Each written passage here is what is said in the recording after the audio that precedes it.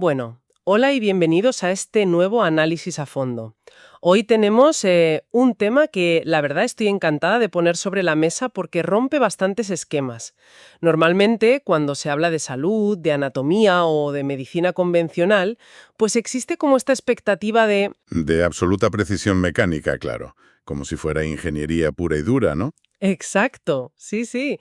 O sea, alguien se cae, se rompe un brazo, vas al médico y la radiografía te enseña esa línea blanca dentada cruzando el hueso. Y el profesional simplemente señala la pantalla y dice, pues esto está roto o no está roto. Es una visión súper limpia y, bueno, fácil de digerir para la mente humana. Ujú, totalmente. Da una sensación de control que es casi absoluta. A ver, a nuestra mente le fascina que las cosas sean visibles, que se puedan etiquetar, aislar en compartimentos y decir, vale, esto funciona o esto está averiado. Ya, es como muy blanco o negro. Eso es. Y durante siglos, la medicina occidental ha prosperado bajo este modelo biomédico, asumiendo que, bueno, que el cuerpo humano opera de forma muy parecida a un reloj suizo. O sea, si un engranaje rechina, pues le pones aceite. Si un resorte salta, lo cambias por otro nuevo. Claro, el problema, o más bien lo fascinante, es que cuando abandonamos esa seguridad del diagnóstico mecánico y nos metemos en el material que vamos a desgranar hoy, esa máquina de rayos X se vuelve, de repente, bastante inútil. Uf, completamente inútil, sí. Nuestra misión hoy en este análisis es de construir un documento que es breve, pero, madre mía, tiene una densidad conceptual brutal. Es un texto de un autor llamado Carles que gira en torno a un concepto terapéutico registrado como presencia biodinámica. Es un texto fascinante, sí. Y desde la primera línea lanza un desafío directo a esa concepción del reloj suizo. Propone un cambio de paradigma radical para quienes nos escuchan. Pide que dejemos de ver la anatomía como objetos separados y empecemos a entenderla como una trama viva de relaciones. A ver, es que este documento no es solo otra teoría más para añadir a la lista de cosas alternativas. O sea, altera por completo las implicaciones prácticas de cómo percibimos nuestro propio malestar. El objetivo que tenemos hoy es extraer la esencia pura de este manifiesto. Sí, sin abrumar a nadie con términos médicos hipercomplejos. Exacto. Queremos que cualquier persona que experimente dolor, tensión o que simplemente sienta curiosidad por su biología, pues pueda captar este mensaje. Básicamente, el texto propone pasar de una visión mecanicista a una visión ecosistémica. Vale, pues vamos a desgranar esto desde el principio. Porque el autor ataca a la yugular de ese mito del cuerpo como máquina. De hecho, Carles escribe, y cito literalmente, el cuerpo no es una máquina que debemos corregir. Es una afirmación potente. O sea, a menudo el sistema sanitario trata a las personas como si fueran un coche en el taller. Falla el carburador, abres el capó, cambias la pieza y ala, a la carretera otra vez. Pero aquí se sugiere algo opuesto. Se sugiere que la biología humana es más bien como un jardín. Me gusta mucho esa analogía. Si una planta se marchita y las hojas se ponen amarillas, un jardinero no dice, ostras, la planta está rota o tiene un fallo de fábrica. Entiende que está reaccionando a su entorno. Igual le falta agua, o tiene mucho sol, o la tierra no tiene nutrientes, ¿sabes? Claro, esa distinción entre el coche y el jardín ilustra a la perfección el paso del cuerpo-objeto al campo vivo, que es, de hecho, el término exacto que usa el autor, campo vivo. Y fíjate, para sustentar esto, el manifiesto usa 5 verbos que son clave para entender la presencia biodinámica. A ver, ¿cuáles son? Define al organismo como un campo que siente, recuerda, se protege, se adapta y busca reorganizarse. Y claro, esta elección de palabras no es casualidad. Al usar estos verbos, le está dando al organismo una agencia y una inteligencia que la medicina tradicional a menudo pues le niega por completo. Claro, o sea, el cuerpo ya no es un trozo de carne inerte esperando pacientemente a que venga un experto a manipularlo desde fuera. Totalmente. El contraste es evidente. O sea, piensa en la máquina de café de una oficina. Esa máquina no recuerda aquella vez que le echaron granos malísimos hace 3 años, ni se protege desarrollando, yo qué sé, una coraza contra la gente que le da golpes. Ya, hace café o se rompe. Fin de la historia. Exacto. Su funcionamiento es binario y pasivo. Pero un campo vivo opera bajo la supervivencia activa. Cuando el texto dice que el cuerpo se adapta y recuerda, lo que postula es que la postura de una persona, sus tensiones musculares o sus dolores crónicos, no son fallos pasivos. sino que son adaptaciones. Eso es. Son el resultado biológicamente exitoso de adaptaciones continuas al entorno durante toda la vida. Vale, pero aquí es donde tengo que hacer de abogada del diablo, porque aceptar esto choca frontalmente con la experiencia diaria del dolor. La teoría suena muy poética, el jardín, la adaptación, pero, a ver, la práctica duele un montón. Ya, duele, desde luego. El texto dice algo súper provocador. Dice que una tensión no es solo una tensión, que un síntoma no es un error y que una contracción no es necesariamente un problema. Y, ostras, imagínate a alguien que se levanta con un lumbago brutal, que no puede ni salir de la cama. Claro, en ese momento el cerebro entra en pánico total. Totalmente. Manda señales de alarma diciendo fallo crítico, esto es un error. Genera un dolor paralizante. Si el texto argumenta que esa agonía lumbar no es un error, ¿qué nos está diciendo?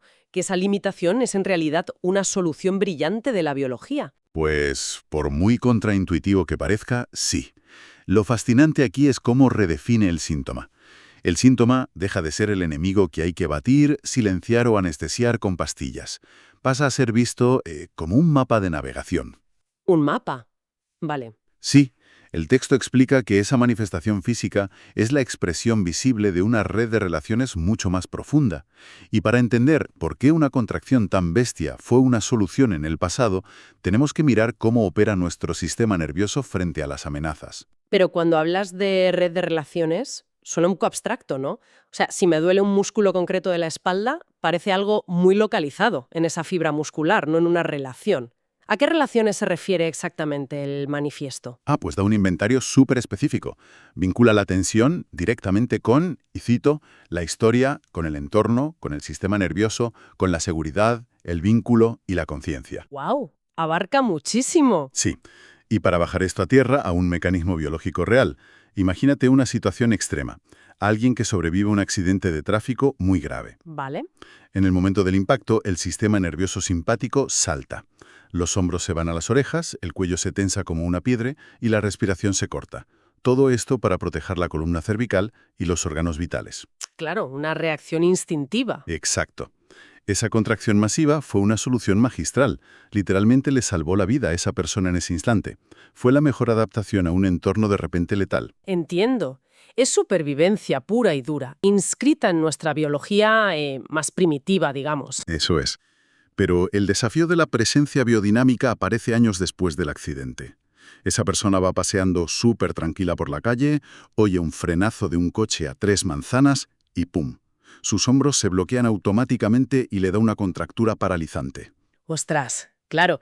Y el problema ahí no es que el cuello esté averiado. No, el problema es que el sistema nervioso se ha quedado atrapado en un bucle.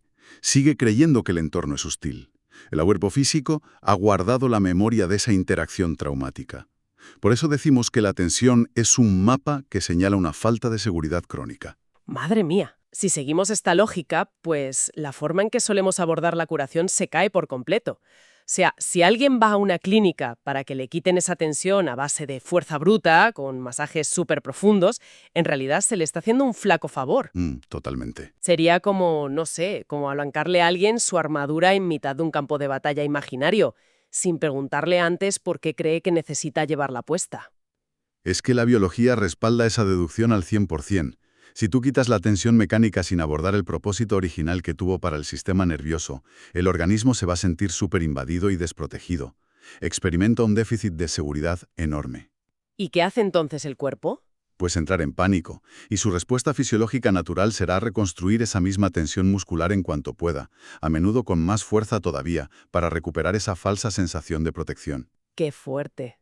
Y fíjate, llegados a este punto, el texto de Carles da un salto cualitativo monumental, porque abandona la biología estricta y se mete en el terreno de las leyes del universo. Para justificar todo esto, recurre a conceptos de la física moderna. Sí, ahí es donde se pone realmente profundo. Sí, sí. Y lo enlaza con tradiciones contemplativas. La tesis central que plantea es que nada existe de manera aislada. Todo surge en relación y todo está entrelazado. Y para intentar visualizar cómo encaja un cuerpo en esto, Me viene a la mente una imagen. A ver, cuéntame. Solemos percibir nuestra anatomía como si fuéramos estatuas de mármol, sólidas, cerradas, independientes, caminando por el mundo con límites muy claros. Pero lo que sugiere este texto es que nos parecemos mucho más a un remolino en medio de un río. ¡Wow! Esa imagen del remolino capta a la perfección el entrelazamiento cuántico aplicado a la biología que defiende el autor. Vamos a darle una vuelta a esa mecánica del remolino. O sea, si miras un remolino en un río, la vista te engaña. Te hace creer que es un objeto independiente. Tiene una forma, una espiral, está en un punto geográfico concreto, pero si analizas de qué está hecho, no hay nada intrínsecamente sólido en él. Claro, no está separado del resto del agua. Exacto.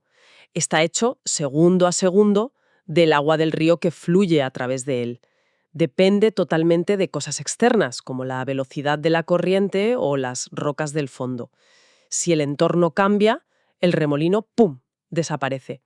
Parecemos aislados, pero somos eventos formados por la interacción con nuestro entorno. Es una metáfora brillante de la interdependencia. Carles une la física de campos, que dice que las partículas no son cosas fijas, sino excitaciones temporales en campos de energía, con esta visión contemplativa. El manifiesto establece una cadena irrompible. Fíjate. ¿Cuál es la cadena? Afirma que el cuerpo físico no está separado de la conciencia. La conciencia no está separada del campo relacional. Y el campo relacional no está separado de la vida misma. Tratar una lumbalgia ignorando la historia o el entorno es como intentar cambiar la forma de tu remolino sin mirar el agua del río. Claro, es que es absurdo. Pero a ver, si aceptamos que somos ese remolino hiperconectado, a mí se me cae un mito terapéutico tremendo. Porque si yo voy a una consulta con malestar, yo espero que hagan algo tangible en mi cuerpo. ¿Que te arreglen el mecanismo? Eso es. Pero si el profesional asume que no soy una máquina, ¿qué demonios hace en la sala de terapia? El texto habla de la paradoja de curar sin intervenir. Y necesito bajar esto a tierra. Si yo soy la paciente, con mucho dolor, me tumbo en la camilla de presencia biodinámica, ¿qué pasa ahí? ¿Hay masajes? ¿Se habla? ¿Nos miramos en silencio? A ver, es vital aterrizar esto para no perdernos en abstracciones. Tienes razón. En una sesión real, el escenario no se parece en nada a una clínica tradicional. El paciente normalmente está vestido, se tumba cómodo, y el practicante se sienta al lado, pero no empieza a manipular los tejidos ni a crujir articulaciones. Nada de apretar nudos. Nada de presionar nudos. Puede que establezca un contacto súper sutil, no sé, poniendo las manos suavemente bajo el sacro o en la base del cráneo. O incluso trabajar sin tocar, simplemente manteniendo una presencia súper atenta en el espacio. Pero, a ver, eso puede resultar desesperante para alguien que quiere que le arreglen rápido. Vivimos en la cultura de la inmediatez, obsesionados con producir. Si hay un obstáculo, aplicamos fuerza. Y este manifiesto dice que sanar no siempre es hacer más, que el vacío es fértil. Ya, suena contraintuitivo. Suena a que sentarse en silencio a sostener una cabeza es una actitud pasiva a más no poder frente al dolor del otro, ¿sabes? La reacción de incredulidad es súper habitual y normal, pero hay que entender la fisiología profunda que hay detrás de esa inacción aparente. Lo que hace el practicante no es nada. Está haciendo un esfuerzo interno colosal para mantener su propio sistema nervioso en una calma profunda y neutralidad. Vale, para no contagiar estrés. Exacto. La biología humana tiene mecanismos como las neuronas espejo y un proceso llamado neurocepción. Ah, la neurocepción. Sí, básicamente nuestro sistema nervioso está siempre escaneando el entorno buscando señales de peligro o seguridad. Cuando el paciente, que viene hipervigilante y tenso, se encuentra con alguien cuyo sistema nervioso está anclado en la quietud, que no le juzga y no le invade con técnicas dolorosas, empieza un proceso de corregulación biológica. Retirar la interferencia. Claro, juntando las piezas, parece que el problema no es que nos falte una pieza nueva para curarnos. El obstáculo real es el exceso de ruido, de prisa y de estrés que imponemos al sistema intentando arreglarlo a lo bestia. Ese es el núcleo absoluto de esta metodología. El texto lo dice claro. Cuando dejamos de intervenir desde la prisa, aparece otra inteligencia. En la medicina mecanicista, la cura es una fuerza externa y ruidosa. En la presencia biodinámica, la escucha profunda es el catalizador. ¡Qué bonito! Volviendo al jardín, el practicante es el jardinero que asegura que la tierra sea rica, que haya agua y buena temperatura, pero jamás se le ocurriría tirar de los pétalos de una flor cerrada para que florezca antes. Si tiras de ella, te la cargas. Ya, la destrozas por completo, entiendo. Entonces, el trabajo real no es empujar la sanación, sino crear ese espacio libre de amenazas para que el organismo haga su parte. Es confiar en que la vida sabe curarse sola si tiene el entorno adecuado. Eso es. La quietud no es falta de acción, es contener la ansiedad por intervenir. Me parece brillante. El texto lo resume genial al final, diciendo que el cuerpo no necesita ser dominado, necesita ser escuchado. Y el resultado de esa escucha profunda se ve en la conclusión del documento. Afirma que cuando escuchas este campo vivo desde una presencia real, sin juicios, algo en la vida vuelve a ordenarse desde adentro. Es vital porque desmitifica la curación desde fuera. Ordenarse desde adentro es una premisa que lo cambia todo. Resume la tesis de este manifiesto, que por cierto termina de una forma superhumana, firmando simplemente amor, Carles. Muestra un respeto brutal por la sabiduría de la biología. Sí, nos invita a soltar las armas de la intervención constante y a confiar en la capacidad innata de encontrar el equilibrio mediante el vínculo y la seguridad, lo cual exige un nivel de confianza en los procesos naturales que rara vez cultivamos hoy en día. Totalmente. Pero, dándole una vuelta a la magnitud de este paradigma, me surge una idea que va más allá de la clínica. El texto aplica esto al cuerpo y a la conciencia personal. Pero, si este principio dice que todo sistema que siente y recuerda busca reorganizarse hacia la coherencia al ser escuchado, A ver hacia dónde vas. pues me pregunto, ¿qué pasaría si aplicáramos esta presencia biodinámica a esferas más allá del individuo? Imagínate nuestras relaciones interpersonales más atascadas o las fracturas sociales de comunidades enteras tan polarizadas hoy en día. Ostras, es una extrapolación sociológica súper interesante. Desde los sistemas complejos, una comunidad polarizada opera igual que un organismo bajo estrés severo. Las sociedades también son campos vivos que sienten y, desde luego, recuerdan los traumas históricos. Y se protegen creando tensiones sistémicas. Exacto. Entonces, dejo la pregunta en el aire para quienes nos escuchan hoy. Si tratamos los conflictos humanos intentando dominarlos, interviniendo con fuerza para imponer orden rápido, ¿quizás solo estemos perpetuando el pánico del sistema? Muy probablemente. ¿Podrían esas comunidades divididas llegar también a ordenarse desde adentro? Quizá la clave no sea imponer una solución inmediata, sino tener el coraje de sentarnos frente a esa herida social, retirar el juicio y empezar por primera vez a escucharla profundamente hasta que encuentre su coherencia orgánica. Vale la pena pensarlo. Nos sumergiremos en otro material fascinante muy pronto.